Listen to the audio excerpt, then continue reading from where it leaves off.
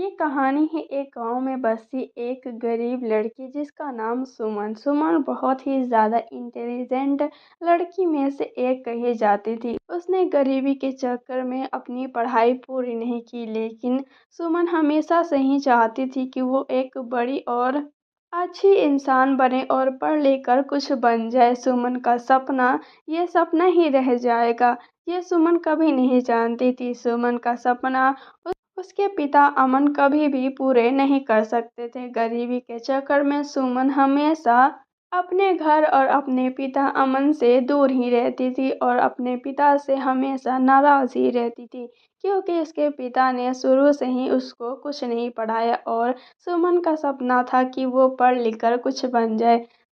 सुमन ने बचपन में ही अपनी माँ को खो दिया था और उसके सर उसकी जिम्मेदारियां बचपन से ही बढ़ गई थी और उसके जो पिता थे वो बचपन से ही उसको मारते और उसको बचपन से ही मजदूरी कराते। सुमन इस सब चीज़ों से बहुत ही ज़्यादा थक चुकी थी। 16 साल की उम्र और नाबालिग सुमन 16 साल की उम्र में ही इतना सब कुछ सह चुकी थी कि अब उसको बस ऐसा लग रहा था कि वो अपने घर और अपने पिता से कहीं दूर चली जाए। सुमन ने ऐसा कभी नहीं सोचा था कि वो इतने ज़्यादा गरीब घर में पैदा होगी, लेकिन फिर भी घर की जिम्मेदारियां और पिता की जिम्मेदारियों को हमेशा से ही सुमन ने निभाया और अपने पिता को कभी भी महसूस नहीं होने दिया बेटा नहीं बल्कि बेटी। ये हमेशा से ही अपनी जिम्मेदारियों से अड़ी सुमन ने कई ऐसे ख्वाब भी सजा रखे थे जो कि उसके पिता को बिल्कुल भी इस बारे में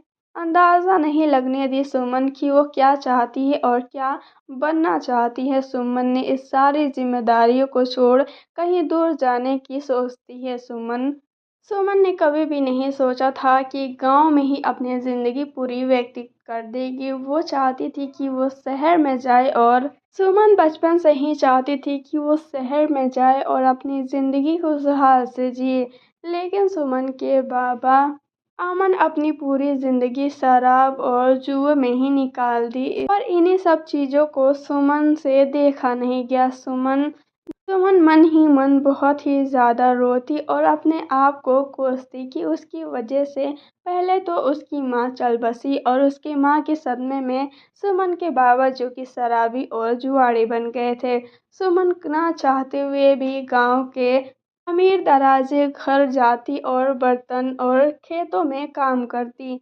सुमन की जिंदगी ऐसी हो गई थी कि सुमन ना चाहते हुए भी अपनी इस जिंदगी से बाहर नहीं निकल सकती। हमेशा वहीं सुमन जब जाती तब वो किसी के घर चूल्हा, किसी के घर बर्तन और किसी के घर झाड़ू तो किसी के घर कपड़े धोती और यही काम सुमन हमेशा करती। और जब भी सुमन को पैसे मिलते तो उसके पिताजी लेकर उस पैसे से दारू और जुआ खेल जाते। तभी सुमन जब एक दिन नदी के रास्ते बड़े अमीर राहज़ादा के घर जा रही थी, तभी कार पे बैठे हाथ में एक बंदूक लिए एक अमीर और गोरा चिट्टा 6 फुट के लड़के के ऊपर उसकी नजर जाती है, जो हाथ में बंदूक लिए चिड़ियों का शिकार कर रहा था। ये देख सुमन उस लड़के को इग्नोर करते हुए आगे चली जाती है। जब सुमन अमीर घर में जाती है तो वो देखती है कि वहाँ पे उस लड़के का फोटो रखा हुआ है। बता दें कि सुमन नदी पार कभी भी नहीं जाती, लेकिन उसके गांव की एक ताई जिन्होंने बताया सुमन को कि वो और भी ज़्यादा पैसे इकट्ठा कर सकती है। जब भी सुमन पैसे कमा कर लाती तब भी सुमन के पिता उस पैसे को ले जुआ और दारू में खर्च कर देते और सुमन के पास एक भी पैसा नहीं रहता कि वो अपने लिए कुछ भी खरीद सके। इसी बे सुमन की ताई जो उससे कहती है कि गांव के दूसरे गांव से दूर नदी किनारे एक दूसरा गांव जहां पे और भी ज़्यादा अमीर लोग बसते हैं, वहां पे जाकर तुम काम करो और भी ज़्यादा पैसे मिलेंगे। ये बात सुन पहली बार सुमन गांव से इतनी दूर नदी के पार गई थी। तभी वो उसी घर में चली जाती है। जो लड़का उसको पहले नदी के पास दिखा था वो लड़का कोई और नहीं, अमीर घर का एक रायजादा जो कि लंदन से पढ़ाई कर सीधा गांव आया था।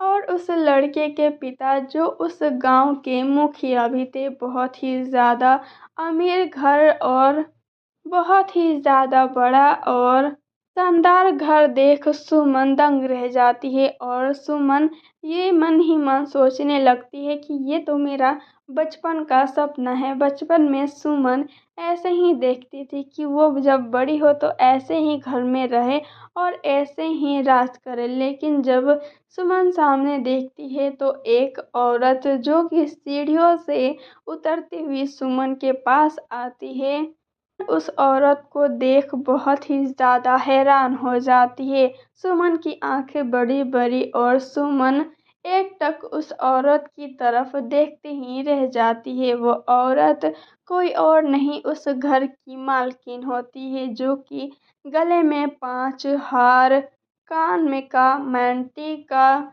एक शानदार साड़ी जो कि तकरीबन 1 लाख के करीब होगी।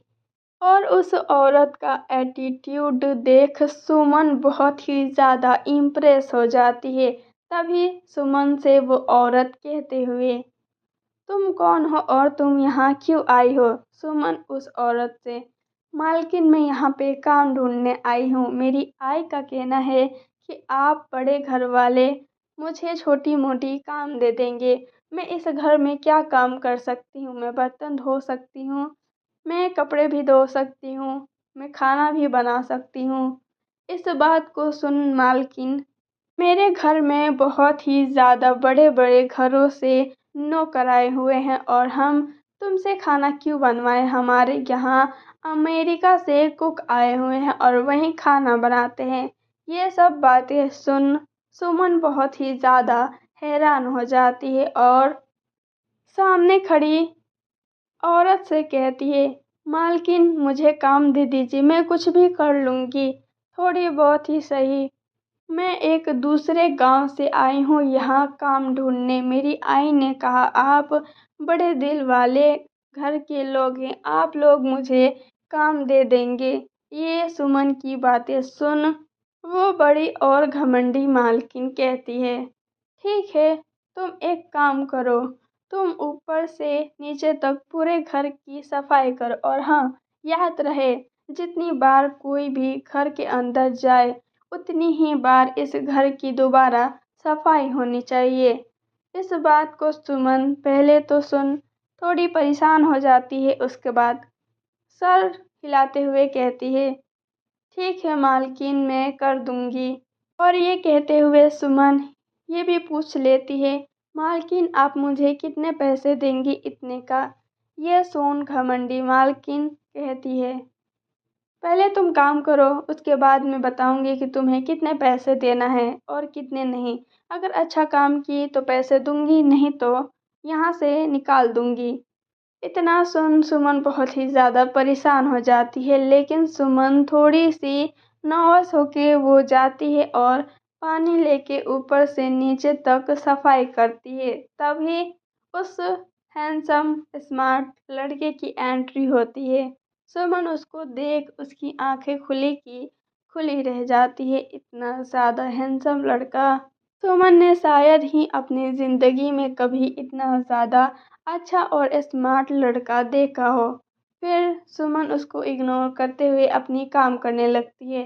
तभी देखती है कि वो लड़का उस घर में जा रहा है जिस घर में सुमन ने अभी अभी पोछा लगाया।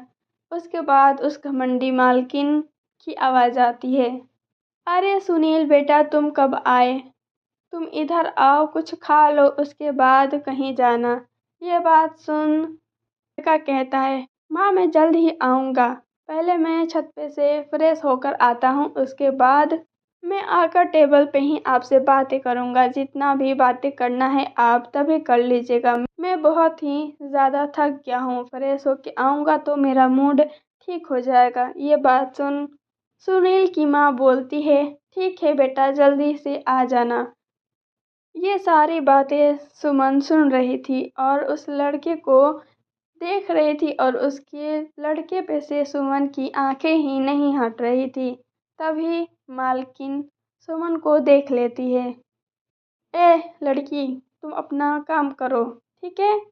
ये कह के सुमन को और भी बोलने लगती है। उसके बाद वहां से चली जाती है। सुमन दोबारा अपने काम में लग जाती है। तभी सुमन जब ऊपर से नीचे तक जीने की सफाई कर रही होती है, तभी सुनील आता है और सुमन को देखता है। सुनील बोलता है सुमन को, तुम कौन हो? तुम्हें तो यहाँ पहले कभी नहीं देखा, तुम कहाँ से आई हो? ये सारी बातें सुन सुमन हैरान हो जाती है। तभी सुनील की तरफ देख कहती है, मालिक, मैं दूसरे गांव से आई हूँ और मैं यहाँ पे काम ढूंढने के लिए आई थी, तो मालकिन ने मुझे काम दिया घर साफ करने का। मैं वहीं कर रही हूँ। मैं अभी मैं अभी फिर से एक बार साफ कर देती हूँ। आप परेशान मत होइएगा, आप नीचे जाइए तो मैं फिर से एक बार इस जीने को साफ कर दूंगी। ये बात सुन सुनील हंसने लगता है। उसके बाद सुमन सुनील दोनों एक दूसरे से बातें करने लग जाते हैं। सुनील सुमन को अपनी बातों में फंसा लेता है और सुमन को पता भी नहीं चलता कि वो कब सुनील से इतनी ज़्यादा घुल मिल गई कि उसको पता भी नहीं चला कि उसकी मालकिन आ गई है। तभी घमंडी मालकिन, सुमन तुम ये क्या कर रही हो? चलो अपना काम करो। उसके बाद सुनील, तुम बेटा इधर आओ। तुम ये क्या छोटी मोटी नौकरानियों के पीछे पड़ जाते हो? ये सारी पैसे की लालच में आती हैं और फिर लड़कों को अपने पीछे फंसाती हैं। तुम नहीं जानते इन सब के बारे में। ये गांव की लड़कियां ऐसी ही होती हैं। ये सब बातें के सुनील की माँ सुनील को अपने कमरे में लेके चली जाती हैं। तभी सुमन की आंखों में आंसू आने लगते हैं। सुमन ये सारी बातें सुन लेती है और सुमन रोते हुए वहां से अपने गांव चली जाती है। गांव जाकर सुमन ताई से, ताई, मैं अब उस गांव और उस घर में नहीं जाऊंगी। मुखिया की बीवी ने मुझे बहुत ही बातें सुनाई और उन्होंने ऐसा ऐसा किया। सुमन बचपन में ही अनाथ हो गई थी। उसके पापा जो दारू और जुए में अपनी जिंदगी व्यतीत करते थे, सुमन की एक ही सहारा थी, उसके पड़ोस में रहने वाली उसकी ताई। ताई बचपन से ही सुमन को संभालती, देखती, सुमन को समझाती। थोड़ी बहुत पढ़ाई सुमन को ताई ने ही कराई थी। ताई बहुत ही अच्छे और नरम दिल की औरत थी। ताई हमेशा से ही सुमन की भलाई चाहती थी और सुमन के सपने भी ताई पूरा करना चाहती थी कि जल्द से जल्द सुमन एक अच्छी कुछ कर लेने वाली लड़की में से बने, कि वो किसी और के भरोसे अपनी जिंदगी व्यतीत ना करे।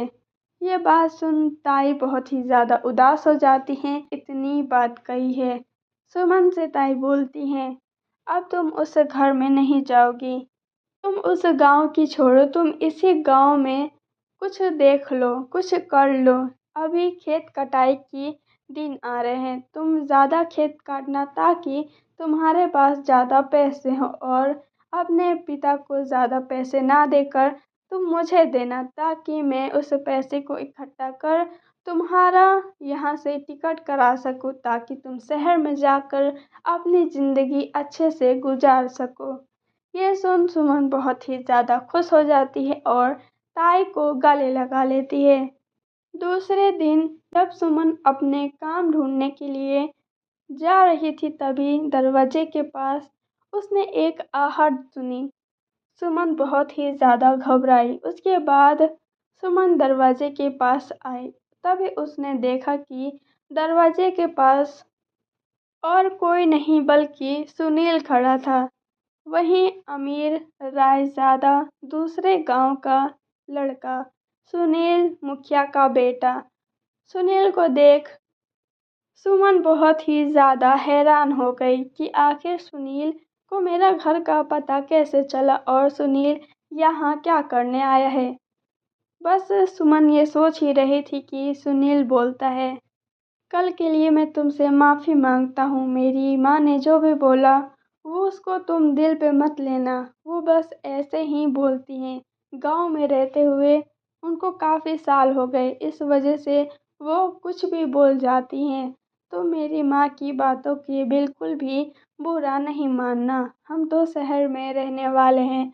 हम इस बात पर बिल्कुल भी भरोसा नहीं करते कि गाँव की लड़कियाँ ऐसी होती हैं, और तुम्हें देखकर तो बिल्कुल भी नहीं लगता कि तुम ऐसी लड़की होगी कि मुझे पैसे के लिए फंसाओगी।